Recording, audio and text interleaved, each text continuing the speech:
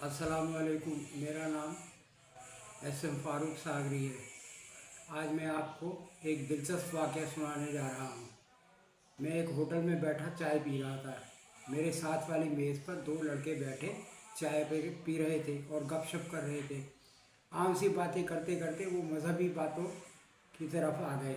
उस वक्त मेरा ध्यान भी कुदरती तौर पर उनकी गुफ्तगू की तरफ मबज़ूल हो गया। एक लड़के ने कहा कि कहते हैं हर काम अल्लाह के हुक्म से होता है, चाहे अच्छा काम हो चाहे बुरा। यहाँ तक कि एक पत्ता भी अल्लाह की मर्ज़ी के बगैर नहीं हिल सकता। फिर हम ये जो बुरे काम करते हैं इसके लिए हम कैसे ज़िम्मेदार हुए? वो तो हमने अल्लाह ताला की मर्ज़ी के लिए किए, उसकी सज़ा हमें कैसे मिल सकती है? दूसरे ने कहा कि अल्लाह ने अच्छे और बुरे काम बता दिए हैं, एक सीधा रास्ता और दूसरा गलत रास्ता। गलत कामों के लिए हम खुद जिम्मेदार हैं। अल्लाह ने हमें अकल दी है और हमें अच्छे और बुरे की तमीज़ भी दी है।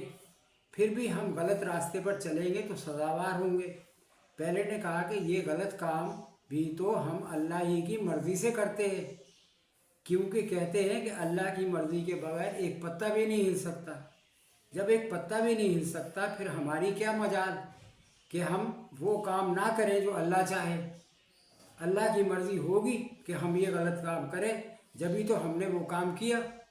दूसरे ने कहा कि अल्लाह ने तुम्हें अकल किस लिए दी है? पहले ने कहा कि जब शैतान बहका दे फिर क्या करें? फिर तौबा करो। दूसरे ने जवाब दिया। पहले ने कहा कि ये क्या बात हुई, बार बार गुनाह करें और बार बार तौबा करें। ये बताओ कि अल्लाह ने शैतान को ढील क्यों दी? इसका मतलब ये हुआ कि शैतान को इसीलिए अल्लाह ने ढील दी हुई है कि वो हमें बहकाए और हम गुनाह करें और इसी तरह अल्लाह दोज़ख भरे। इन सब बातों से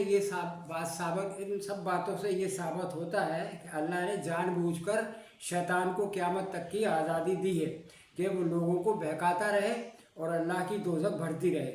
फ़र्ज़ करो अगर अल्लाह उसी वक्त नाफरमानी पर शैतान का करिया गर्म कर देता, फिर बताओ इतने गुनाहगार मिलते तुम्हें दुनिया में? मिलते भी तो शैतान का बहाना कोई ना करता, वो सीधे सीधे अल्लाह से अपने गुनाहों की माफ़ी मांगते।